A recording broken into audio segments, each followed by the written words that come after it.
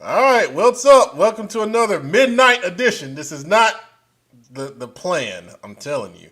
But welcome to another midnight edition. Friday Night Live. The engine, Kenneth McClamrock, is here with me. We were just saying our crew can't hang, after midnight. Lightweights. I mean, if you guys watch Football Focus Weekly, we're crazy during the show, but that's at a normal time. After midnight, things just get plain weird around here. So I'm just gonna tell you, don't hold nothing against us because it's kind of like MTV Unplugged or even BET Uncut I back still, in the day. oh God, no, don't say So, that. I still got a piece of paper here. anyways, I'm gonna put the link up if anyone wants to come on and comment about what you saw tonight, or talk about your favorite player, or whatever. Oh wait, we got another crew member. Oh Lord, this was gonna shock you. It shocked me. He's not about to tap in, is he? Nah, now Oh, he's too good for us now. I was about to say something. 12 o'clock. Queen. How y'all gonna sit up there and tell me I can't hang? Beat up. I beat. I beat up. What I'm really saying is I can't hang. I'm about to fall asleep. If you guys see me knock out, just keep on going. Going on, y'all? What's up, Queen? Oh, Sure, you act like you about to turn up or something. I'm Yes, I'm she is. She's powered up. I'm I actually know. quite up. Well, all right then. I was Well, about to do some let hold on now. It is after midnight, but let's not hold what it. happened? I'm just making sure you wasn't gonna say nothing. No. I was about to say Oh, okay. some homework, some football home. Oh, Yes, that's what I was about to okay. say. Okay. I'm just checking. It's Friday Night Live. You get a little crazy. I'm just. Yeah, no. I know to keep it PG. All right, Kenneth. What'd you see tonight, man? So I went to the Jan Robinson at Central Cabarrus. It was a last minute change because a couple games fell through because of COVID. Central Cabarrus kicked off to start the game. Jan Robinson hit a big pass, got down inside the 20-yard line. Blue Monroe did not play tonight. They had a young kid playing quarterback. They ended up throwing an interception into the corner of the end zone. Big play by Central Cabarrus, but I feel like it was a big momentum killer for the J.M. Robinson Bulldogs. A lot of sluggish offensive play, honestly. The first half, several drops by J.M. Robinson. Central Cabarrus was never really able to find their groove in the first half. A lot of negative yards plays. The second half, the offense has started to pick up a little bit.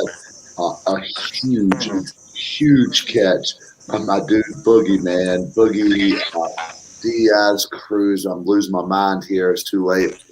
Who played as a freshman for me, did not play as a sophomore or a junior. Huge catch for a touchdown. Two Bulldog defenders all over him. Jan Robinson was backed up on their own 1 yard line. They threw a little slip screen to the ex receiver. He took it 99 yards to the house. Um, Final score 28-17. I think it ended up being a good second half of football. Jan Robinson goes to 2-0 since Cabarrus falls to 0-2. I think since Cabarrus is really young, I think that they're trying to figure out who they are. They've got a lot of new coaches even. I think by the time the SBC play rolls around for Central, I think they're going to end up being okay. And I said 2 weeks ago, I think Jan Robinson wins 10 football games. That they've got to shore up some things. There were some tackling issues. There were some just lethargic play up front, which anybody who knows me knows that I'm a big offensive line hustle guy, which was frustrating to see. But J.M. Robinson 2-0. And I believe they start SBC play coming up really soon. So that's where I was. Awesome stuff, man. Awesome stuff. Um, Queen, let's get your take on where you were, Independence and Marvin Ridge. Yeah, I went to Marvin Ridge today, watched them play Independence. Similar, to Kenneth. Just a really young team, Independence, and it was their first matchup of the season. So of course, shaking off some jitters, some um, off season stuff that they still have to attempt to just rectify. It started off, well, it started off pretty close. Of course, um, Marvin Ridge scored two touchdowns before Independence ever scored. But they kept the defense kept them at bay for a little bit. Um, Still 21 to 6 most of the first half. But I think what really got Independence was they had a pretty decent drive kind of late in the second quarter, and it was picked off. And I think that pick kind of put the proverbial nail in their coffin, because they were able to, I think score six more with that turnover. So it just, they seemed to be a little defeated. Came out in the second half and tried to get some momentum going for themselves, but Marvin Ridge, they really came out on their defense and played lights out. You have to give a lot of credit to that Marvin Ridge team. I was just looking up some of their stats from the last game when they played Monroe, and they've beat both of these teams, by a score of I think like 60 something to like 10, I think. So, give a lot of credit to Marvin Ridge and their defense. They've played some heck of a football these first two games. I know that Independence has DJ McFadden as their coach, so I'm really looking for them to, turn it around. Coming up the rest of the season. They did one of their guys, number one. I wasn't sure of his name, but I was standing next to his mom. He got hurt a little bit early in the game. He had to be carried off the field. So just a lot of things.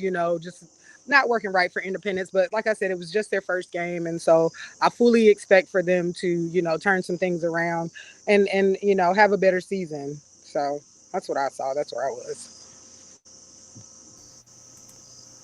All right, good stuff, Queen. Appreciate that breakdown.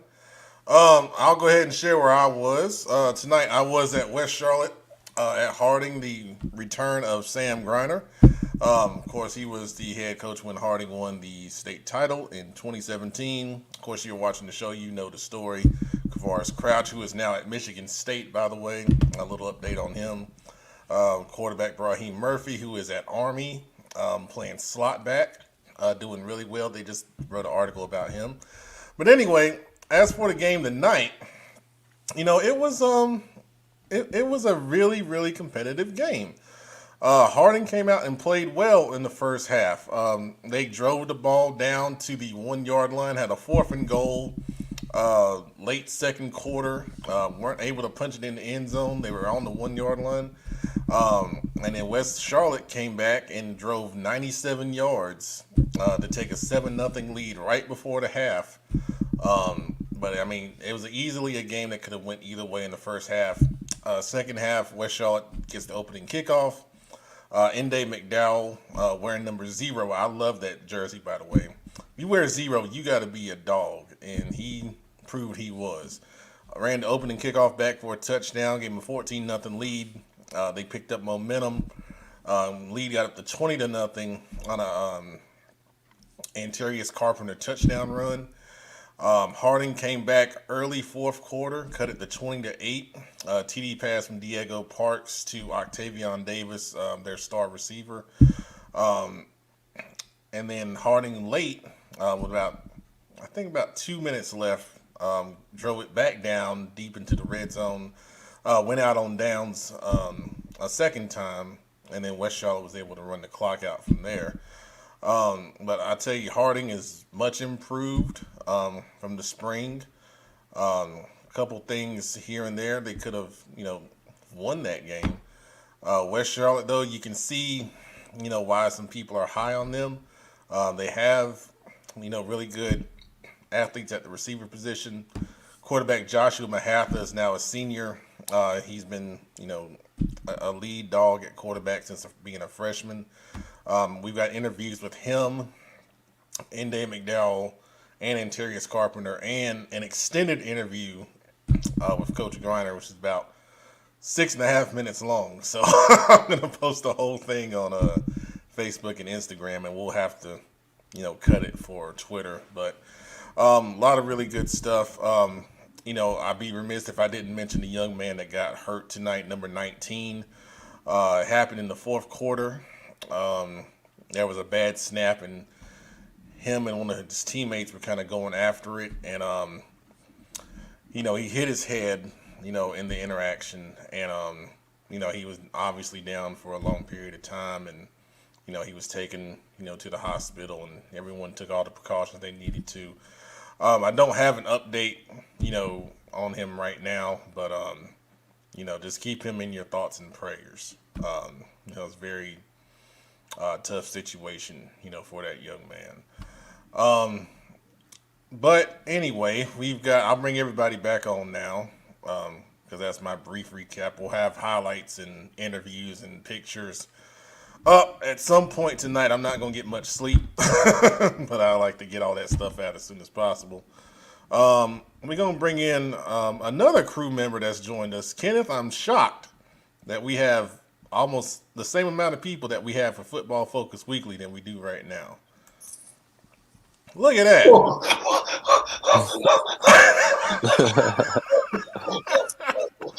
We are tapped in after midnight. Whoa. What in the world? After midnight, man, them young bucks. I'm telling you, I gotta get on some what is it, impact speed training. That might help me out a little bit. 7:30 is too early for Justin. It's too early, man.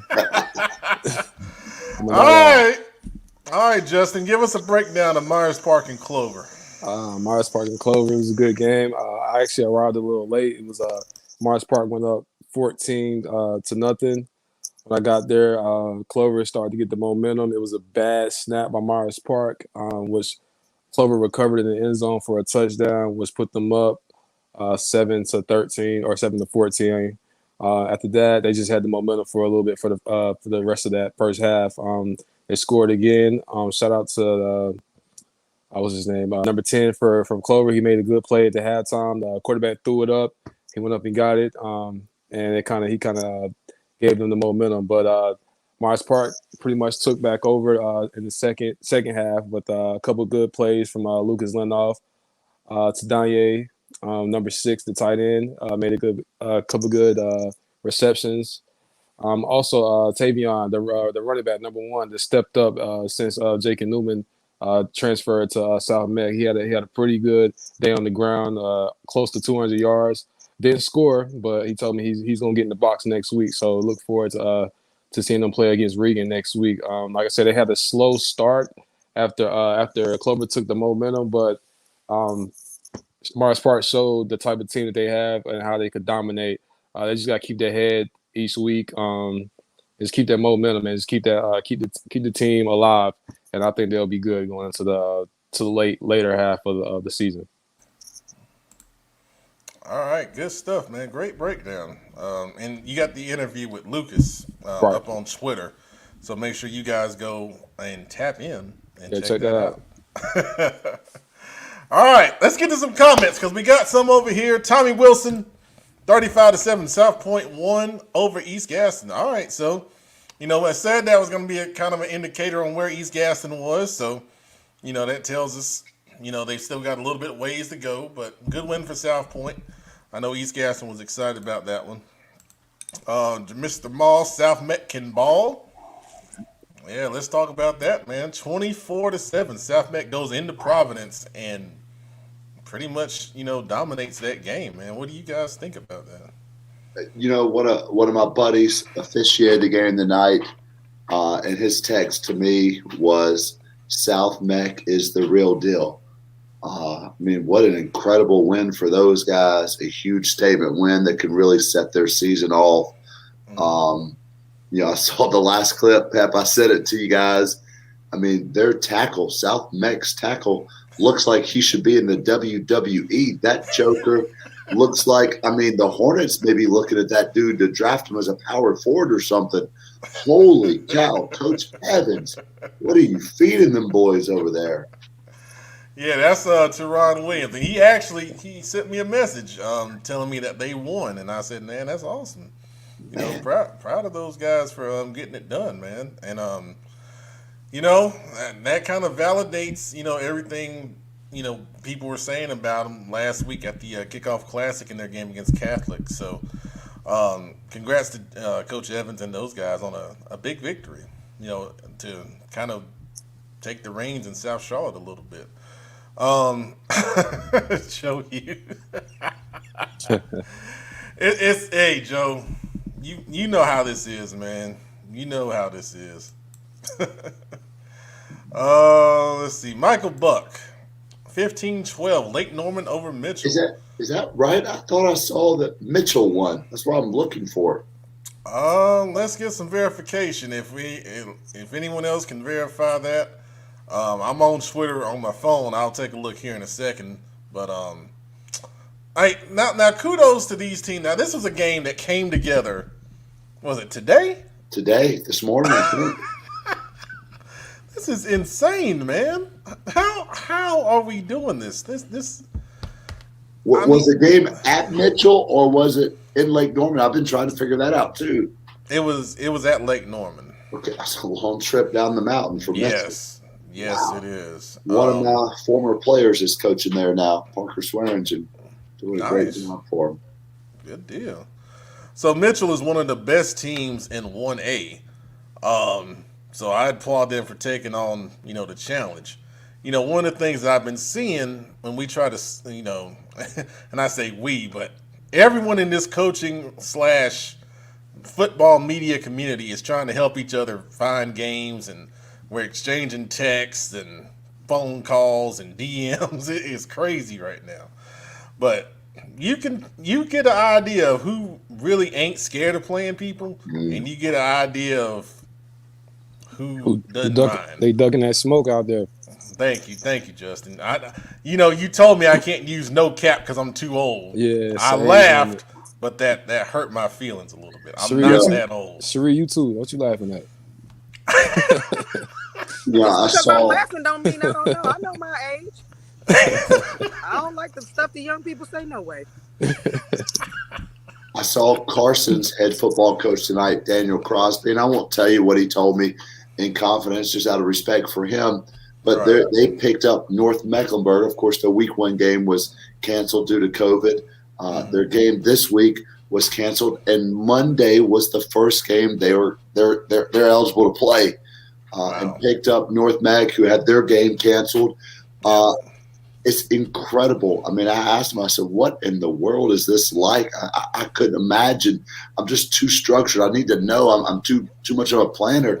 I could not imagine what these coaches are going through, what the players are going through, what coordinators are going through. You plan and you prep for one thing, and then all of a sudden, I mean, and think about Mitchell, whether that was a 15-12, Lake Norman, or 15-12, Mitchell, think about the planning that you put into playing a Lake Norman's offense. Yes. And to do it literally, granted, Mountains probably see that kind of football a little bit more often, but to see that on an hour's notice. I mean, I talked to a coach last night who had a game scheduled and changed, and I said, have you even watched their film yet? And he said, no, the game had been made yesterday, but they hadn't even watched film yet. Yeah, I tell you. Yeah, man. Shout out to those teams, man. They could just adjust right there on the fly, man. It's tough. I know as a coach, like Kenny said, I don't know. As a coach, it's a headache having to go into a game not really knowing what you're looking at, or the offense or defense or the scheme that you want to do. So, yeah, man. Kudos to those teams that can adjust on the fly and that's not scared to take up the challenge. Because, like I said, a lot of teams are running from it, honestly. And I mean, as a coach, like I said, it's a headache. So. Shout out to Yeah. these Sims. And I'll just say from a coach perspective, coaches I think can adjust just fine. It's what you can convey to your players and Right. what can they learn in such a short period of time and execute a gotta be very scaled down game plan. I mean, you're hitting maybe one or two, tendencies, and then you're just going, and then just flying by the seat of your pants after that. But Correct. yeah, that's crazy. Justin, you mentioned Clover's number 10, so Joe's saying his Yeah, name's Bowser. That's yeah. his name. Yeah. I tweeted about him. It just slipped my mind for a second. But yeah, that dude's a baller. Be on the lookout for number 10, Bowser. Yo, he like I said, he goes up, he go get the ball at the highest point, and he gave Mario Park a look. The whole secondary had to damn near double team him. So yeah, that's a Good baller right deal. there. I have to go look him up on Twitter. Oh yeah. All right. Catholic player, Mr. Deller, 34-19 Catholic. Well, that was a game where we kind of had a split opinion where we did our selections. Some of us said Hickory Ridge. Some of us said Charlotte Catholic. Oh, I guess no one on here picked Catholic. Okay. So, Queen, you did? Okay. I sure did. All right. Well, I stuck good. with my Cabarrus County people. Pep. See, that's what I get for trusting you, Kendall. See, I put faith in Cabarrus County and y'all let me down. Almighty. Come on, Juke. Come on, man. It's gonna be interesting to see Catholic, man. Now that they in they're in 4A, so it's gonna be interesting to see how they pan out going towards the playoffs, man. Like I said, I feel like they can compete with any team in CMS. And as you can see, they gave Hickory Ridge a run, and like I said, man, that offense is hard to stop. They're well coached team, real disciplined. I think they'll go far in the playoffs. So interesting to see. Yeah, I'll be interested. I want to get a look at those highlights and see if Catholic has a really good running back. I think he wears number 2. He didn't play against South Meck. I'd be interested to see if he played tonight because I think that kid is that big of a difference maker. From an explosive standpoint on offense, he has that kind of ability in the backfield. For Catholic to hold Hickory Ridge to 19 points speaks volumes to their defense because Hickory Ridge put up over 60 last week. Yeah. And we all know the talent that Hickory Ridge has on the offensive line where they have 5 scholarship players right now.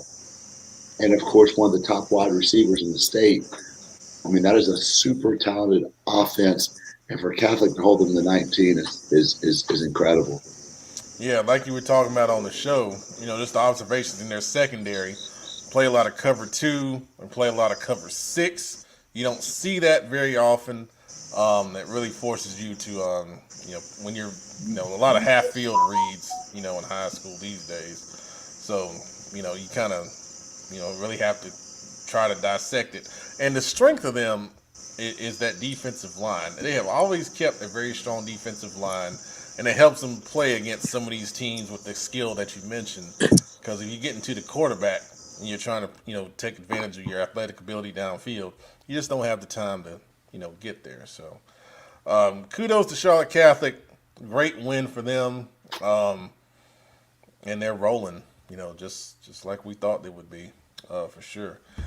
Let's see. Coach Hart with several comments. Let's see. We'll go with this one. No one is running from any smoke. Get the dang shot.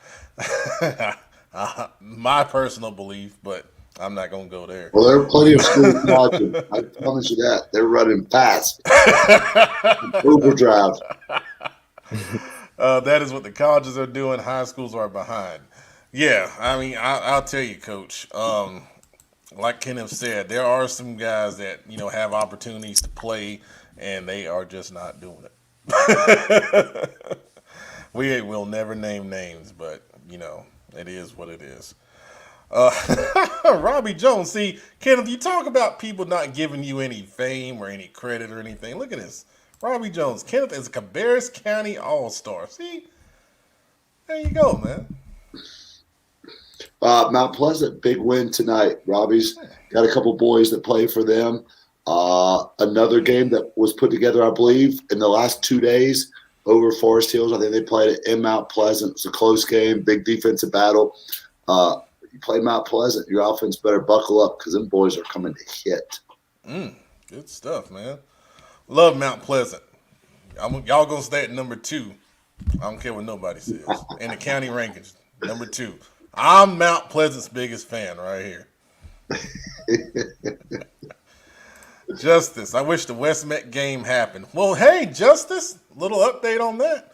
West Met is taking on Rocky River tomorrow night at Rocky River. So, hey. Thanks from my guy. He's picked up the game. There you go. So, you got a chance, Justice. Now, we won't be on to talk about it tomorrow night, but wish you guys the best of luck, man. That's good stuff, man. Let's see. Coach Leggett, thanks for covering our game tonight. Really appreciate, guys. So, hey, that's to you, Queen. You got some good stuff on video? So I don't know who the lady was at the gate. I lost my last year's pass.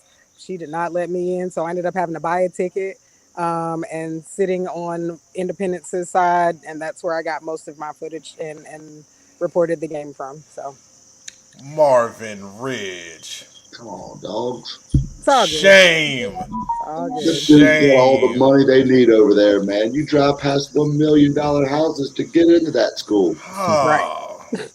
Come on, Marvin Ridge. And I don't even think there was anybody else out there covering it. All right. Well, Coach says he's sorry to hear that. So I know, Coach. You know, he may. You know. Well, anyway.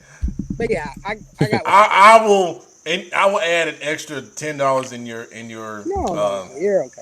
Your stipend next week.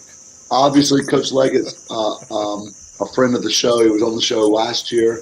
What an amazing job his offensive line must have did tonight to stifle not just Coach Hackett, but a fairly talented defense from all indications that I've heard going into the game, especially to have no film on them.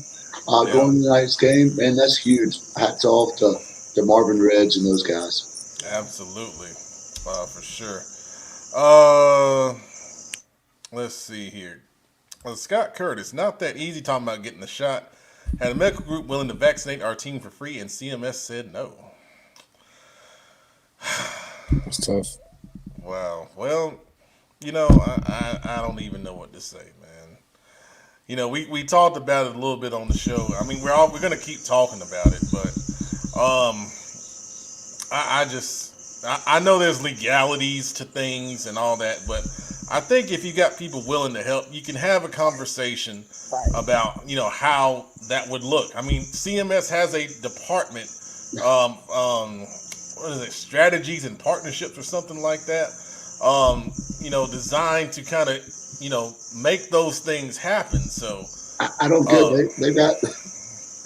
I'm gonna leave it alone. Yeah. I was talking to a coach just last night, and we were talking about how the vaccine is really the great MVP of this football season.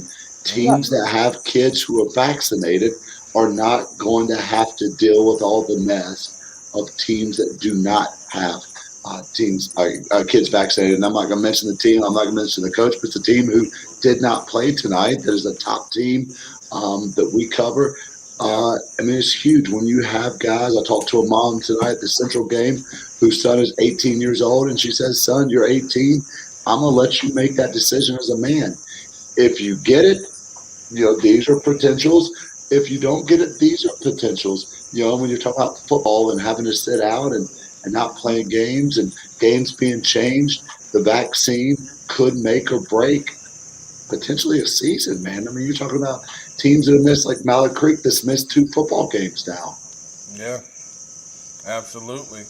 And speaking of Mallard Creek, so Tommy Wilson, that's the wrong one, but we'll get to that in just a second. So Tommy Wilson saying South Point and Mallard Creek might play next week, excuse me. No. So I just talked to Coach Littlejohn. Granted, it's been 12 hours ago, but that was not as of 12 hours ago. He's talking about Belmont South Point. Let me clarify. Belmont South Point. Sorry. Yeah. All right. So South Point, Belmont South Point played tonight. They played East Gaston. How did that go? they won 35-7. Wow. Yeah. So Maiden big win over Watauga. Oh wow, 56-0 over Watauga. Watauga's usually pretty dang on good, man. It's been a long time since Watauga didn't Wow. score a point. I can tell you that. Absolutely, that is big for Maiden. Congratulations, Maiden. That's excellent stuff, man. All right, Cherie, you got a request here. Karen Belk saying, "Come next week to Independence." I'll be there. Oh wow. Okay. Well, dang. Okay. Independence has West Charlotte next week. Okay, that'll be a good one. Yeah, and the players for West Charlotte are very excited about that. When you see their interviews, they, are very confident going into that game. So, that'll be a good one. That's an old school rivalry right there in Charlotte. Coach Hart, once again, if all players get tested in CMS, they would be surprised at how many kids have COVID. Not testing kids, you can play. So,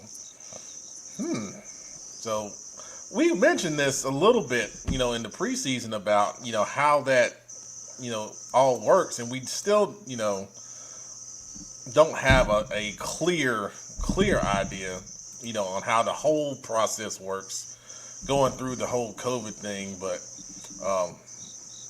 yeah, it's crazy. So, let's see. Noah, I'm gonna leave some of those comments alone because we can talk for a while about the whole COVID process and how it's going in CMS and all the stuff. A lot of it is contact tracing and everyone's being extra careful and you kind of have to with everything that's going on. All right, let's see. We got any other updates on some games tonight? I'm gonna try to go and pull up a few more scores here. Porter Ridge, big over West Cabarrus. I think it was 35-ish to 10. Yeah. Call that one. Kannapolis over Sun Valley. I think they won big as well. Cox Mill, big over Northwest Cabarrus. I think Northwest Cabarrus scored late to get on the board. Wow. Okay. South Rowan beat North Rowan in overtime. They came back from a huge deficit. Oh, wow. 2-0. In that one. All right. I hear you, South Rowan. So I got a couple. No, South Rowan got beat. I'm sorry. Over South in overtime. They were up big. So North Rowan goes to 1-0. South goes to 1-1. Gotcha. Okay. RGKL 41-28 over Cuthbertson.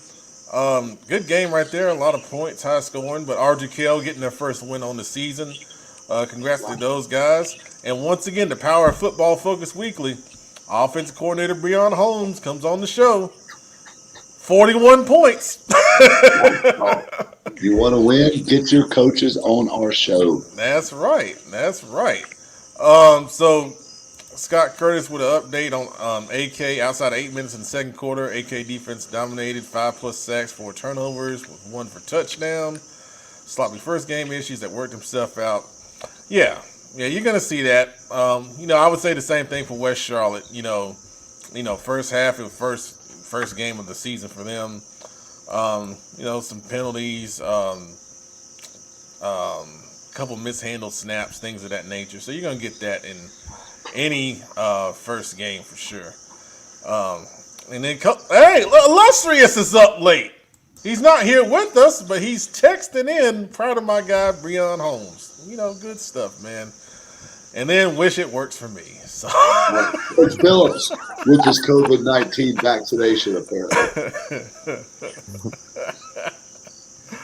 And then we mentioned A.L. Brown, Sun Valley. That's the score right there from Robbie, 41-13. And then Cox Mill, 35. Northwest Cabarrus, 9. So congrats to both of those teams on those scores. Let's get a few more scores here. Big over Mooresville. Yeah. Yeah, it's apparently it's not a rivalry. I saw that several times throughout the week. Coach Jenkins did come on the show Wednesday, so yeah. There you go. There you go. You come on the show, you get a dub. Plain and simple. That's the formula. Hopewell. This is a good, interesting matchup. Coach Bird going up against his former defensive coordinator and Coach Sanders at East Mac. Hopewell getting a big win, 34-0. Oh, wow. Yeah, yeah. So I mean, Hopewell, they scored 19 against Cox Mill week 1, and then they get put up 34. That's another team that so far is looking, like they could, be a disruptor down the road. Weddington won tonight.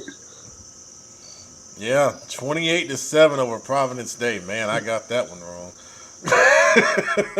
I called it. I followed you. This is gonna be a bad week for me. Don't forget to put those up there. Oh, I won't. I know y'all will remind me. We got Catawba Ridge over Nations 4, 35-14. Catawba Ridge looking real strong in the upstate. Got that one as well. Yeah. I think we win a clean sweep with Catawba Ridge on that one. So. I think I was a clean sweep. Yeah. Oh, damn Catholic. Almost. Oh, let's see what else we got here. Northwestern defeated Rock Hill 48-14 to get in the win column. Good job for the Trojans on that one. Monroe getting back in the win column, 43-0 over Piedmont. Let's see. Let's keep going. I'm looking at score stream, so I'm cheating a little bit. Did Shelby play tonight or do they play tomorrow? Shelby won. Yeah, Shelby they played AC Reynolds, and that game was close for a while. I didn't see a final on that, but good stuff. And Kings Mountain won 14-0 over Asheville. I got that one wrong too. Good gracious, I am horrible. I got that one. Burns over Crest. Is that right, Joe? Yeah, Joe was there. So is he still watching? I don't know if he's still watching. Let's see. He'll comment if he is. That Shelby AC Reynolds score was 15-12. Wow. Very close. Wow. So Defense. interesting. Coach Webb's defense. Keep it in Yeah. check. Yeah, he said, they were going to get on them, and now they're winning with Oh, and defense. he may not hear this today, but I just need to make it clear. I was never talking junk about Shelby. I know that there was something. No, seriously, because there was a comment that was made on Twitter where they were saying, would Coach Webb, would Shelby be in the top 5? And I said they should be. And I guess the emoji that I used was not correct because he thought I was talking junk. And I was like, I was not talking junk. I was saying that because I was talking about them with their win last week. So I just wanted to clear that up so that there's no more confusion. I was never talking junk about Shelby. I love Shelby. Pep, at some point this year, can we have a chicken wing off between you and Coach Webb? So, Kenneth, I'm going to say this very nicely. There are other shows that focus on food. We focus on football. So, there you go. All right. Touché. Burns 21, Crest 20. Webb's Chicken Special. So, thank you, Joe, for that update. Let's see. Stuart Kramer over Bessemer City, 38-6. Good win for those guys. Is that right? I thought they. Yeah, that's right. Okay. Central Claire's did have Pelicans snowballs tonight at the game, and they had a special going. It was called the Viking. It was sour apple and pineapple, and my oldest twin said it was a hit. The blue bubble gum was also a hit with my youngest. All right. Well, thank you for On the that wonderful update. concession stand update. If anyone else has concession stand updates, feel free to share them. Nah, I was gonna say something mean, but I'm not gonna say it. Um, We got Thomas this. Thomas Jefferson over Pine Lake. Our friends at Pine Lake, 23-8. Um, you know, that's a good effort. Thomas Jefferson considered one of those stronger teams in the 1A ranks. So good showing for those guys. Metrolina Christian 49-0 over North Wake. So Coach Langley has got something going down there in Union County with those guys. Good stuff right there. All right. Those are all the updates that we have for tonight's games. Tomorrow, keep in mind, Chambers is at Highland Springs in Virginia. That game time has changed from 3 o'clock to 5 o'clock because of heat concerns. I don't know what the difference is there, but there you go. And then also I'll be there. Justin will be there. Illustrious is planning to be there, and producer will be at Big Friday on Saturday at Memorial Stadium. Richmond coming up 74 to take on Butler at 7 o'clock. Get there early. Richmond will travel big, so if you want to, get a decent parking spot and don't have to park half a mile down the street, make sure you get there pretty early. Few more comments. Let's see. Chris Hawk, Petman, we can set up a wing match at Wings, etc. in Shelby. Well, hey, I'll tell you this, Chris. If you're buying, I'm there. Okay? Well, I'll bring a camera, I'll set it up, and you sponsor it. Hey, I'll eat all the wings y'all want me to. Webb, I'm ready for you. Let's go. Direct challenge. And all you Shelby fans can come too, and Queen can come too, so y'all can, have it out a little bit. All right. Joe is at East Lincoln Forest View tomorrow at 7 p.m. So that'll be another good matchup. I picked Forest View. God, I need y'all to win. I might go 0 for 6 this week. Got East Lincoln. Lord. Well, you'll probably win. Karen Belt, can Butler lose? That That's a is true independent fan right there. Absolutely. Good gracious. And then Scott Curtis, he said he'd be remiss if he didn't mention our new dog at wide receiver, Ethan Pursuti. Yeah, Coach Holmes mentioned that name. Big, fast, smooth, and great hands. So I had to get on Twitter and check him out and follow him and check out what he's doing with his game. Chris, don't you tell me you got me now. I'm going to hold you to it. All right, I know where you at. I'll come over to Chambers and say, hey, when we doing this thing now? All right, so I don't turn down no wings. You got the tape.